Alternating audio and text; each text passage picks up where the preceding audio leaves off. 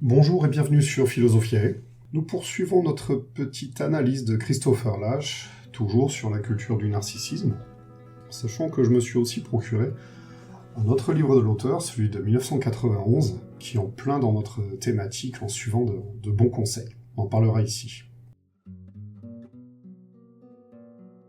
Donc reprenons d'emblée avec le passage suivant. Ainsi, dit Lasch, notre société se montre doublement narcissique.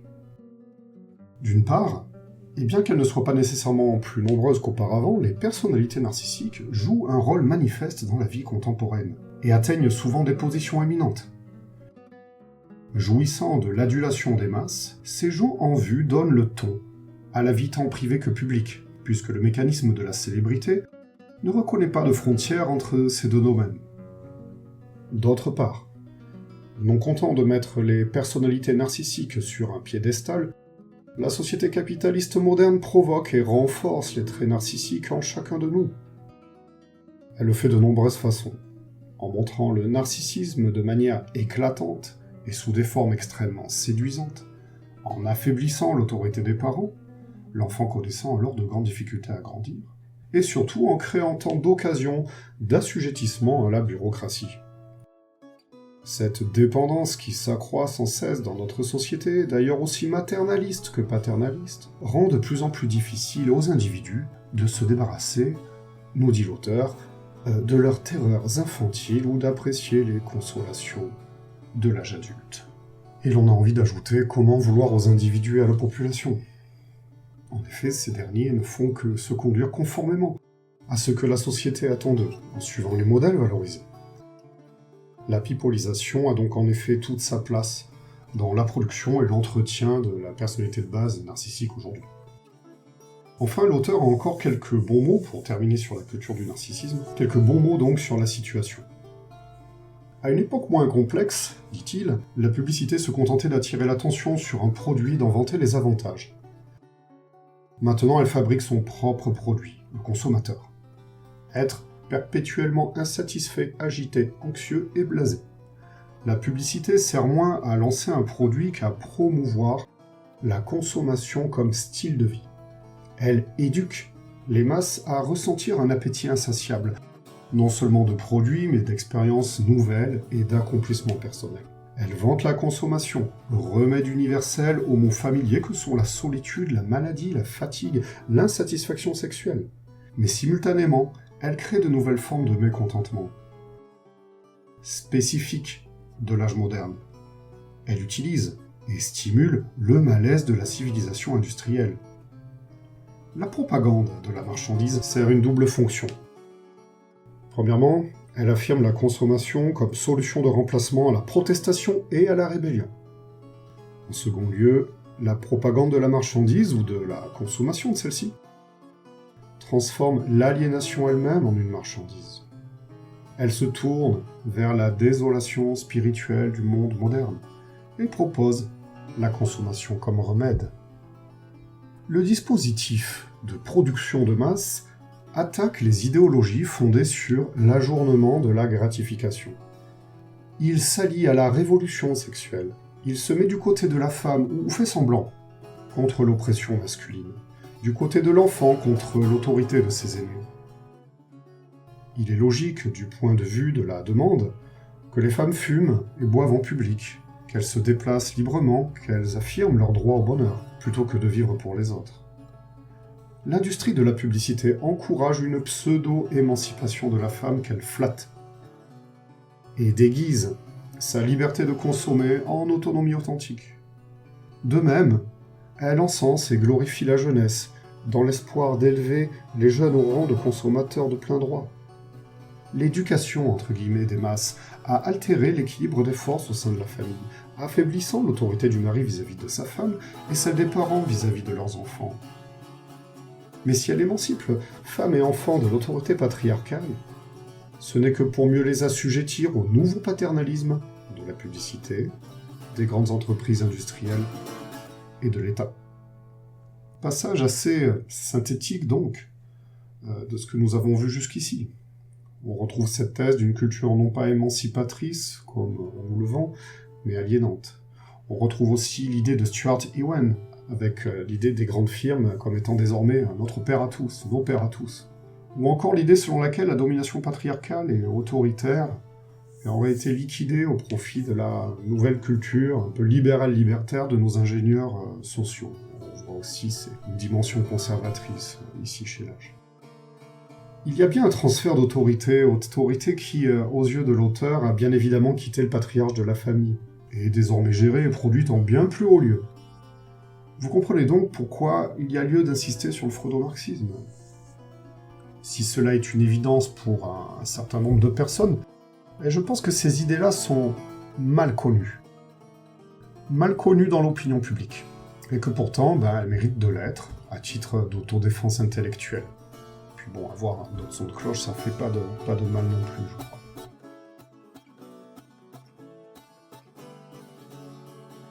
Bien.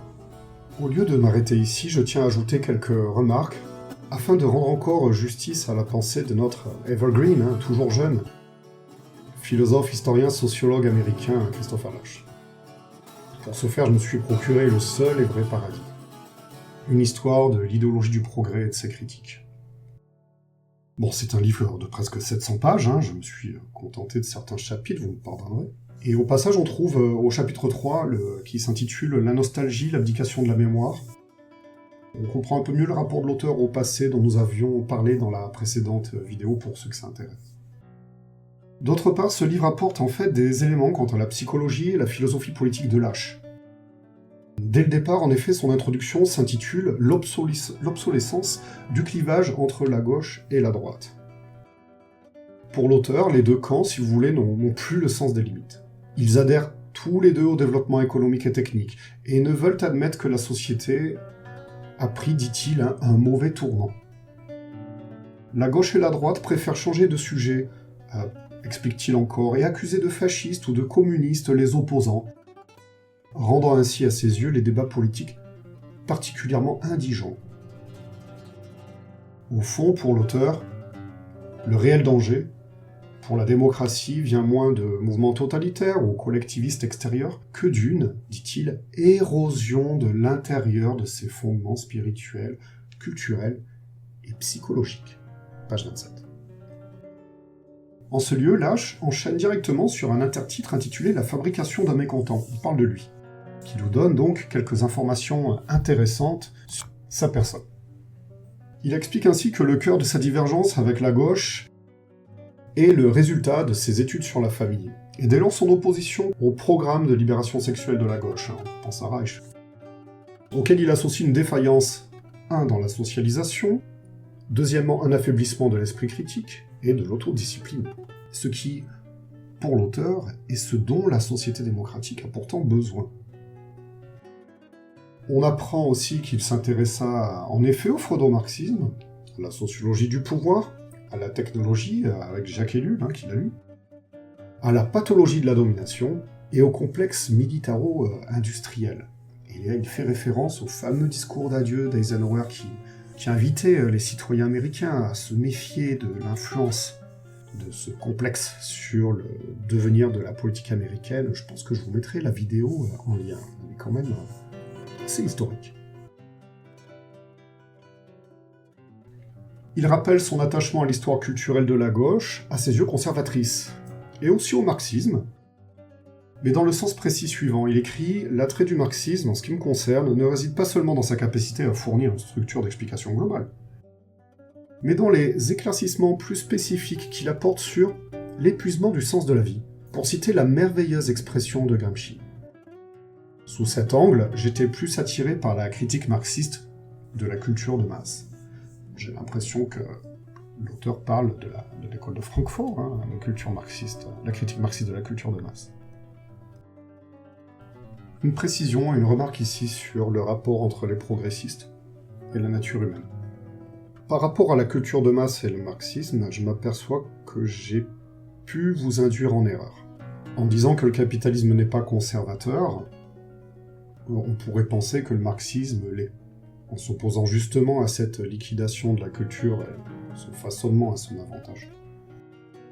En lisant Lâche, je prends un peu mieux conscience de cette déstructuration qui est aussi visée par le marxisme.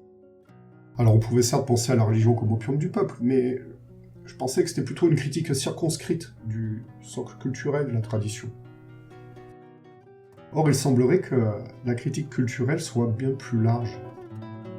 Dans ses réflexions sur la culture de masse, Lâche estime que marxisme et libéralisme, en fait, partagent cette volonté de liquidation des traditions et croyances populaires et autres particularités, maintenant les masses passives du point de vue marxiste, si vous voulez.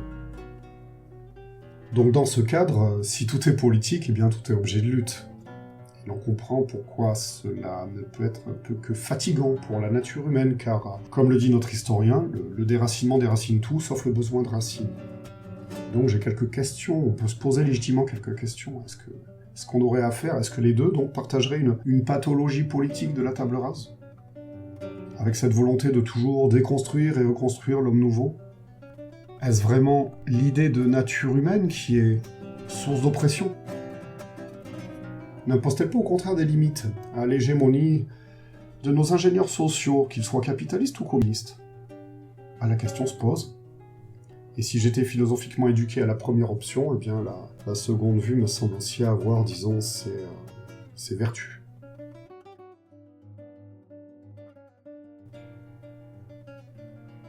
Dans le chapitre 2, l'idée du progrès reconsidéré, Lâche exprime son opposition, entre autres, dans le passage suivant. Son opposition donc à l'idéologie du progrès. Il écrit « La sagesse résidait plus dans le sens des limites que dans la prolifération des besoins et désirs. La conception moderne du progrès repose sur une estimation positive de la prolifération des besoins. » Page 53. Alors il mentionne à juste titre Smith et Mandeville, dont on a parlé. Mais chose peut-être étonnante, c'est chez eux qu'il voit poindre notre toujours contemporaine idéologie du progrès. Et non, plus classiquement, comme on a l'habitude plutôt de le faire, chez Fontenelle, Condorcet, Godwin, Comte ou Spencer, dit-il, page 65. Ainsi, peut-être alors que la généalogie de la nouvelle personnalité de base occidentale trouverait son origine chez Smith et Mandeville, et dont l'école de Francfort, si vous voulez, ne constituerait qu'une seconde impulsion, par l'ajout d'une ingénierie psychosociale, je dirais, cette personnalité de base dont le développement économique aurait besoin. J'indique que l'auteur aussi, au passage, utilise cette expression d'ingénierie sociale. Je l'ai retrouvée, page 446, 545, où il parle de Gunnar Myrdal, page 548 et page 635. Plus loin, on comprend mieux ce lien entre progrès et libération des désirs, avec une référence à Simon N. Patten, 1852-1922, et son livre The New Basis of Civilization de 1907.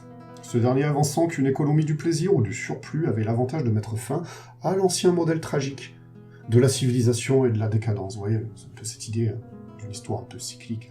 On voit ainsi s'associer consommation, extension de la production et de l'économie, et par conséquent progrès des conditions matérielles de par une société en fin d'abondance.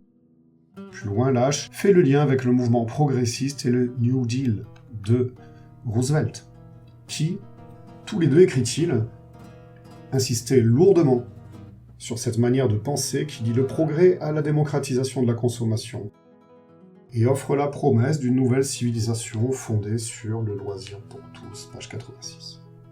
J'en profite au passage pour mentionner les sympathiques vidéos d'Arte, je les mets en description, sur le culte de la richesse. Je les ai particulièrement appréciées.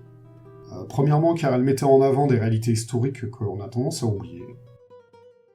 Deuxièmement, car elles nous permettent de faire connaissance avec ces véritables acteurs politiques et géopolitiques que sont les ultra-riches, ces virtuoses de l'adaptation au marché, je ne sais pas comment les nommer. On y voit les célèbres Rockefeller, Carnegie, JP Morgan et d'autres. Et troisièmement, car elle nous informe aussi sur le sens des courants politiques aux USA, et cela rend la communication difficile avec nos amis états-uniens, car chez eux, les libéraux se revendiquent d'un courant que nous mettrions nous à gauche, avec intervention de l'État, souci du peuple, régulation du capitalisme un peu sauvage. On a comme une inversion chez nous. Chez nous, les libéraux, c'est ceux qui veulent le moins d'État possible, car ce dernier serait fondamentalement incompétent. Alors qu'aux US, les libéraux voulaient limiter le pouvoir des ultra-riches au profit de l'intérêt des classes populaires. Bon, donc autant le savoir afin d'éviter des malentendus. On n'est pas aidé à ce niveau-là dans nos discussions avec nos amis américains. Un des reproches centraux de Lasch au cœur de l'attitude consistant à croire au progrès est que cette croyance négligerait le sens des limites. Cette vue semble importante tant dans l'analyse psychologique que politique. C'est bien ce sens des limites que Lasch associe à la tradition populiste. Vous comprenez donc que les motifs de son conservatisme se situent dans cette démesure désirante et technicienne. Donc ce sont des raisons psychanalytiques aussi qui légitiment ce conservatisme. Par rapport à d'autres penseurs conservateurs, Lasch estime que la tentative d'ériger la famille en contrepoids à la mentalité avide était naturellement sur le long terme destinée à échouer. Plus le capitalisme en venait à être précisément identifié à la satisfaction immédiate et à l'obsolescence planifiée, aujourd'hui on dit plutôt programmée, il faut faire référence à Sloan apparemment, plus implacablement il détruisait les fondements moraux de la vie de famille. L'augmentation du taux de divorce, qui était déjà une source d'inquiétude durant le dernier quart du XIXe siècle, semblait refléter une exaspération grandissante à l'endroit des contraintes qu'imposaient les responsabilités et les engagements à long terme. Vers la fin de ce deuxième chapitre, Lasch précise son sentiment. Seule l'idée de progrès, disait-on, est susceptible de pousser les hommes et les femmes à sacrifier les plaisirs immédiats au profit de quelque objectif plus élevé. Bien au contraire, l'idéologie progressiste mine l'esprit de sacrifice. On lit encore « Si un étrange effet de l'idée de progrès est d'affaiblir la tendance à formuler des réserves intelligentes au sujet du futur, la nostalgie, sa jumelle idéologique, sape la capacité à faire un usage intelligent du passé. » Page 101. Bien plus loin dans l'ouvrage, il précise son idée. L'optimisme progressiste s'appuie dans le fond sur le déni des limites naturelles, au pouvoir et à la liberté de l'homme. Et ne peut survivre très longtemps dans un monde où une prise de conscience de ses limites est devenue inévitable. Pense aussi à la question écologique. Critique de la personnalité autoritaire et état thérapeutique.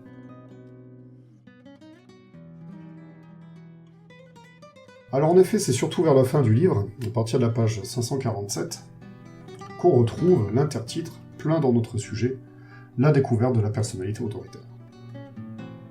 Déjà, on apprend que cette étude de la personnalité autoritaire est un livre de commande financé par l'American Jewish Committee. Je vois que cette association a été créée en 1906 et est toujours active. Elle a pour but de défendre les juifs dans le monde entier, ce qui explique l'attention particulière du livre à l'égard du racisme, de l'ethnocentrisme et en particulier de l'antisémitisme. Parlons donc de la personnalité autoritaire, on va voir que là je y mets quelques critiques. Notre sociologue écrit « Des enquêtes financées par une fondation à vocation philanthropique pouvaient difficilement échouer à se conclure en recommandations politiques qui, en l'occurrence, avaient pour optique un ambitieux programme de rééducation populaire, scientifiquement planifié, sur la base d'une compréhension scientifiquement élaborée. Quel était l'objectif de telles enquêtes, sinon de proposer un programme d'action? Des études destinées à enrôler la science sociale dans le diagnostic, le traitement des maladies sociales ne fournissaient pas une tribune appropriée qui permette d'exprimer des réserves à propos de la science sociale, rendant ainsi seuls les experts légitimes. On comprend le problème. Si les sujets fondamentaux de la politique deviennent l'apanage des experts, que deviennent la politique? La souveraineté populaire? La démocratie? C'est donc ce qu'entend notre historien, en fait, derrière l'appellation d'état thérapeutique, et qui l'inquiète. En d'autres termes, nous sommes en face du problème du gouvernement des experts, et les passages qui suivent expriment les profondes réticences de Lasch quant à cette étude sur la personnalité autoritaire et l'état thérapeutique qui s'ensuit. Il écrit en effet: l'objection la plus évidente à tout ceci réside dans le fait que les enquêteurs étaient parvenus à la plupart de leurs conclusions à l'avance. Loin d'étayer ces conclusions, la recherche consistait en une série de procédures qui se validaient d'elles-mêmes, qui ne pouvaient conduire qu'au résultat attendu. Et plus loin, les conclusions générales auxquelles étaient parvenus Adorno et ses collaborateurs s'accordaient aisément au consensus libéral qui condamnait les formes dites répressives de la structure familiale des milieux ouvriers et des fractions inférieures de la classe moyenne, et défendait comme alternative à ces formes non des communautés, mais des formes familiales éclairées déjà adoptées par les classes supérieures. C'était parce que la personnalité autoritaire semblait soutenir les attitudes libérales dominantes que l'ouvrage se vit si rapidement absorbé par le principal courant de la science sociale américaine. Son importance véritable réside pourtant dans sa contribution à la redéfinition du libéralisme comme impulsion aussi bien culturelle que politique. Il contribua au glissement du discours public du domaine politique vers le domaine psychosocial, et au remplacement des catégories éthiques et philosophiques par des catégories médicales et thérapeutiques, nous dit-il page 554. Encore, pense-t-il, cette méthode avait pour effet de rendre superflue toute discussion sur les valeurs des questionnements moraux et politiques. La résistance au changement social, le traditionnalisme et l'absence de capacité ou de disposition à critiquer activement l'autorité en place devenaient ainsi par définition pathologiques. En faisant de la personnalité libérale l'antithèse de la personnalité autoritaire, il mettait en équivalence la santé mentale et une position politique approuvée. Encore, un peu plus loin, en reformulant ces valeurs en normes psychologiques, la classe supérieure permettait que l'on révoque les attitudes dissidentes par rapport au consensus éclairé, comme des manifestations d'arriération émotionnelle et culturelle. Les membres de l'élite éduquée défendaient l'ouverture d'esprit comme la vertu politique suprême, mais refusaient de débattre l'idée qu'ils se faisaient de la vie bonne. Alors je ne sais pas si Lasch a raison dans ce jugement peut-être un peu expéditif de l'ouvrage. Moi je me garderai de dire cela, mais bon, c'est son sentiment, c'est assumé. Et c'est vrai que c'est peut-être un peu fort de café d'essayer de nous faire confondre la personnalité démocratique, dit-on parfois, si je ne m'abuse, avec cette personnalité narcissico-consumériste. Vous avez compris mes gènes à ce sujet. Je crois qu'il y a quand même lieu d'y réfléchir et d'avoir un peu d'esprit critique. Bon, vous me direz, on nous invite bien à parler de démocratie en France alors qu'il n'y a pas de référendum d'initiative citoyenne, que le dernier référendum n'a eu aucun effet, bon, ce qui est quand même des fautes politiques assez massives. Mais tout ça pour vous dire que oui, nous avons aussi des problèmes avec la subversion, l'inversion, la perversion au choix, prenez celui que vous préférez, du sens des mots.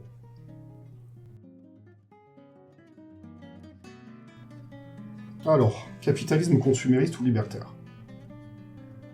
Les reclassements politiques des années 70 et 80 indiquaient qu'une défense des valeurs approximativement identifiées à la contre-culture était plutôt compatible à une défense du monde des grandes affaires et de l'économie de marché. La frange favorable à l'économie de marché au sein de la coalition Reagan affichait en bonne partie la même combinaison que les néolibéraux, faite de conservatisme économique et de libéralisme culturel. On retrouverait notre libéralisme libertaire comme l'indique Kluskar. Plus loin, l'auteur nous indique que le capitalisme même, en raison de sa dépendance grandissante au consumérisme, promeut une éthique de l'hédonisme, le culte des plaisirs, on va dire, et de la richesse, et mine par conséquent de l'intérieur les valeurs traditionnelles que sont l'épargne et l'oubli de soi. La sensibilité thérapeutique sert les besoins du capitalisme avancé dans sa totalité. Les membres de la classe managériale et ceux des professions intellectuelles avaient un intérêt matériel au mécontentement, car les mécontents se tournaient pour se soulager de leurs maux vers des remèdes prescrits par leurs soins.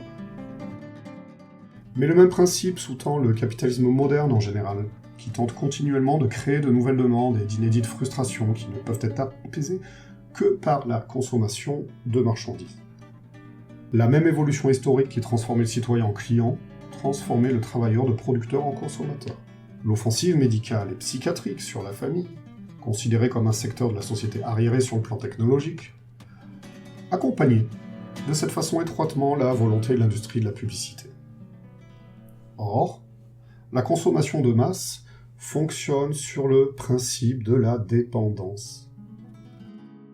L'effet des médias ne consiste pas à provoquer la croyance, mais à maintenir le dispositif de dépendance, pense l'auteur.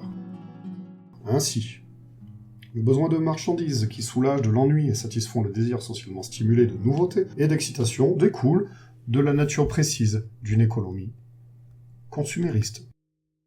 Et là, j'estime que les conservateurs se trompent en attribuant ces idées libertaires aux libéraux, c'est-à-dire gens de gauche, dans le cas américain, car c'est bien l'idéologie favorable et non opposée au capitalisme qui engendre ces phénomènes.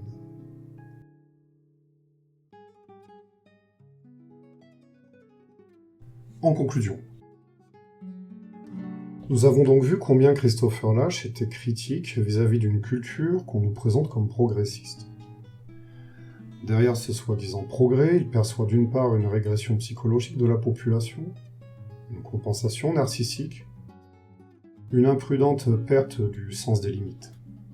D'autre part, il estime qu'il y a à l'œuvre, dans ce mouvement même, l'extension du gouvernement des experts, l'ingérence d'un état thérapeutique, avec ces experts en ingérence furtive que sont les ingénieurs sociaux. Et donc, en effet, moi je tenais à diffuser ces idées sur le freudo-marxisme. Je les découvre trop tardivement, et je vous avoue que je les trouve extrêmement éclairantes pour expliquer notre culture, ce qui dysfonctionne, et en particulier dans l'éducation, mais pas que. Vous l'avez sûrement perçu, je reste distancié avec ce courant, je me réserve le droit de douter, de garder mon esprit critique. Je garde dans un coin de ma tête l'hypothèse selon laquelle ce courant pourrait être en effet une pseudo-contre-culture, une pseudo-contestation aucunement subversive, à classer sous le registre de cette idée marxiste selon laquelle les idées dominantes ne sont que trop souvent celles de la classe dominante. Alors je fais peut-être une grossière erreur, ce sera ni la première ni la dernière fois, mais mon objectif fondamental était d'inviter l'honnête homme, comme on dit parfois, à la vigilance. C'est là pour moi l'esprit de la philosophie, c'est-à-dire une pensée contrarienne, qui pense contre la majorité, accompagnée d'un souci d'autodéfense intellectuelle, chose nécessaire, me semble-t-il, en ces temps ténébreux. Bien, j'espère que vous avez passé un bon moment en ma compagnie, et je vous dis à très bientôt sur Philosophiae.